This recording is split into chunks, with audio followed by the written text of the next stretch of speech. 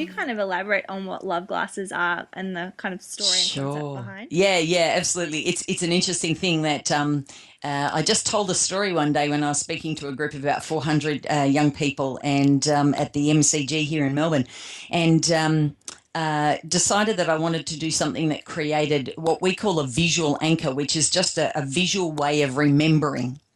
And so I told this story about a young man that had heard me speak one time, and what I had basically said was that each of us has a choice. Effectively, when you wake up each morning, you have a choice about how you want that day to be. And sometimes we forget that. We kind of get into a bit of a habit or a bit of a routine. You wake up and you go, I'm not a morning person. You groan your way into the breakfast, or you don't eat breakfast because you don't know how important it is. And you groan your way off to school and you groan your way through the day and you come home and you go, well, that was a shit day. Of course it is, because you chose it. Yeah. So I guess that the idea of the love glasses came from just wanting to talk to people about recognizing that they have a choice. But the story that you're referring to, TK, that you love so much is that when I was talking to this particular group of young people and saying, hi, my name is Heather Yelland, and my difference is to create world peace, to grow people one heart at a time. And this lovely young lad in the front row with his arms crossed across his chest in a don't really give a shit about anything kind of way sort of said, oh, shit, big job. And I said, yeah, it is a big job, but if we each do a little bit every day, then, I think we can make an enormous difference, and sometimes we forget that. So I talked about the concept of love glasses. If you imagine you have fundamentally just two pairs of glasses, and compliments of Nathan, we call one lot the love glasses and the other lot the shit glasses, pardon the French. And I kind of said, well, if you wake up each morning and you pop on your crap glasses, then you're going to go out and see only crap things, and even good things you're going to view through the lens of crap. And you're going to come home at the end of the day and go, well, wasn't that a crap day? Well, yeah, it was, because you chose to put your crap glasses on. Now, what would be different if you woke up and put your love glasses on, so that even the crappy things that happen during the day, you're looking at through a lens of love? Yeah. And so I talked about this idea of love glasses. Wake up every morning and make a conscious choice to put your love glasses on. And as you know, TK, I even have a pair of sexy glasses that kind of have two hearts as lenses, and I wear these to illustrate the point. And so I was telling this story, and then the next day this was a 2-day event I was speaking at, and this young man, Nathan, had come back to me the next day, and he said to me, I want to tell you something about those glasses. And I said, yeah, what happened? And he said, oh, well, I went home last night and was thinking about it. When I woke up this morning, my old man's downstairs and he's yelling and screaming and carrying on the way he often does in the morning. And I thought, oh, poor old bugger, he doesn't even realise he's got his crap glasses on. And he said, and I suddenly realised what would normally happen is he'd wake up and put his crap glasses on. I'd put my crap glasses on and go downstairs, and he'd yell, I'd yell back, and eventually it would just end in a shit fight. And he said, so thinking about what you said yesterday, I thought, well, what would be different if I put on my love glasses? So he put on his love glasses and he went downstairs, and his dad's still yelling and screaming and all the rest of it. But with his love glasses on, he said it changed the way that he heard what his dad was saying. So he's yelling and screaming and carrying on. And he said, and I thought, well, I had asked the question, when you put your love glasses on, it allows you to ask the question, how would love respond? So he thought, how would love respond? Like, what would I do differently if I was thinking about this from a loving perspective? And he said, so I just went up to my dad and I gave him a hug and I said to him, Dad, I love you and I'm really glad you're my dad. And I thought, oh, that is so cool. And I said, Nathan, that's lovely. And what did your dad say? And he said, oh, my dad said, get off me, you poofter. But he said, here's the thing, Heather, the funny thing is that putting love glasses on even affects your hearing, because what I heard him say was, I'm proud of you too, son. And I think it's just one of those stories that reminds us that even the really simple choices that we make every day can have a profound effect. And I invite the people listening to you today to really stop and think about what would they do differently if they were looking at any situation or any day through the glasses of love. Where do you think we kind of not go so wrong, but we kind of forget along the way that we do have this choice? Look, we learn those things. We learn them from family. We learn them from brothers and sisters. We learn them from the people that we interact with frequently. We learn it from the media.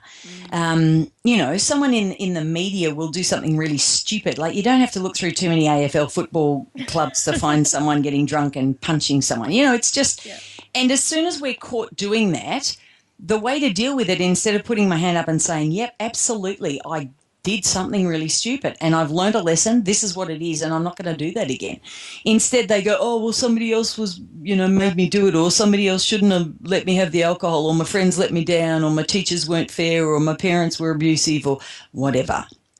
I guess my take on it is that it's not what happens to you that's really important, TK. It's what you come to believe about who you are because of what's happened to you.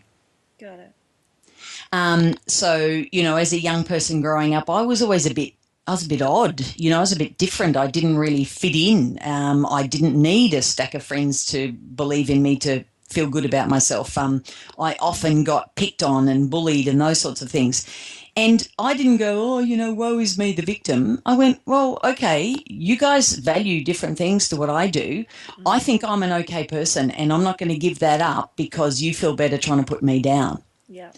And I guess from a fairly young age, that was an important lesson. And I know with my own kids, and I have 6 of them, so I've had a few years to practice it. Really helping young people get that sense that you have a choice about what you believe about yourself. Because many a person in this world has had a really tough start. They've been abused, or they've been beaten, or they've been punished, or they've been starved, or whatever. And they've grown up to create incredibly big hearts and have an incredible impact on the world, and create organizations and businesses that make a real difference in the world, and that create a significant amount of wealth. It's about whether or not you believe in yourself and you make a choice to see the good in yourself and the people around you and the world, or whether you make a choice to see the bad in yourself, the bad in people around you, and the bad in the world. Because there's both out there. Yeah. Both exist in equal measure. It's just a question of where you want to put your focus. And I guess that, we have a saying that where your focus goes, your energy flows, and your energy is creative. I love so it. If you want to create a great world in which to live, if you want to create a great person to be, focus on that. Yeah. Where your focus goes, your energy flows, and your energy is creative.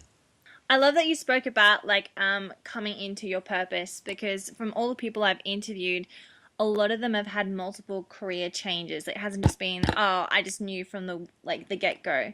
Like, I know for yourself, you're always a connector and you always had a big heart, but it wasn't up until, I think you just said recently, that you've become super clear. I guess any tips for people on their kind of journey? I know there's that good old question in high school, what do you want to be when you grow up? Mm-hmm. So I guess any tips on maybe alleviating the stress of having to have it all worked out, or? Yeah, absolutely. So the first thing is the answer to the question. There is only one answer to that question, and the answer is bigger. So get over that. What do you want to be when you grow up? Bigger. I love Just it. let that be your only answer. You're a kid. Got it. Your job description says be a kid. Yep. Play crazy tricks on your friends, hang out, don't care about the future, live in the now, be self-consumed. Just do that, because God knows when you grow up, you're going to have to stop doing that. So I reckon let kids be kids. One of the biggest problems I think we have is we want our children to be young leaders from the minute they're 4. Let them be kids. Let them be kids. If I was, I'd be a nightmare as a guidance counsellor, wouldn't I? But if I was a guidance counsellor, I think I'd be saying to the kids, here's what I think you should do. Anything you can get into, just to fill in some time until you decide what you want to be when you grow up. Yeah. Look, I've got 4 degrees, and the only reason I have is because I haven't a clue what I want to be when I grow up. I still don't really know what I want to be when I grow up. Yeah. But here's the thing. Ask yourself the question of, why am I here? Ask yourself that question. Why am I here? Not why am I here in Melbourne, or why am I here in Brisbane, or why am I here? Why am I here on Earth? And just keep answering that, but keep asking the question a bit like a 4-year-old. If a 4-year-old says to you, why is that like that? You give an answer and they say, but why? Yeah. And you say, oh, well, because da, da, da, da, da. And then they'll say, but why? And they just keep saying it because their little brains are trying to figure out how stuff works. So it's what's called the mechanical phase of development. So they're just trying to get their brains to figure out this goes with this and affects that, which then connects with that, etc. Yeah. Just keep asking that question like your own 4-year-old. Why does that matter to me? And why does that matter to me? And why is that important? And why do I want to do that? And eventually you'll come to a point of going, seems to me my big why, as I call it, is X. Yeah. So my big why for me personally is connection. Everything that I do is about helping people get more connected to themselves and the world around them. Yeah. Your big why might be freedom. Somebody else's big why might be initiative. Somebody else's big why could be growth. Somebody else's big why could be service. It doesn't matter what it is. But get clear about that, because that will be the energy that draws you toward the things that inspire you. Mm-hmm. Don't look for motivation. If you've got to be motivated, then you're doing something wrong, I would suggest. Because motivation is a force away from. Yeah. Inspiration is a force toward. If you get clear about what inspires you, you'll reach for it. Yeah. If I said to you, what I want you to do is to get all Bs at the end of the year, because that's what I got, and I've gone on and had a happy life, and I've built a wonderful company, and I'm making a real difference in the world. I would expect my kids to say, so what? That's your story, not my story. You know? So I say to them, what matters to you? What do you value? What do you believe in? Have a look at your life. What does your life tell you about what matters to you? I can assure you what matters to, for example, my youngest daughter is connection and friendship. What doesn't matter to her is cleanliness. So her room's a pigsty, but her friendships are fantastic. Oh, you know? Yeah. So get clear about that stuff.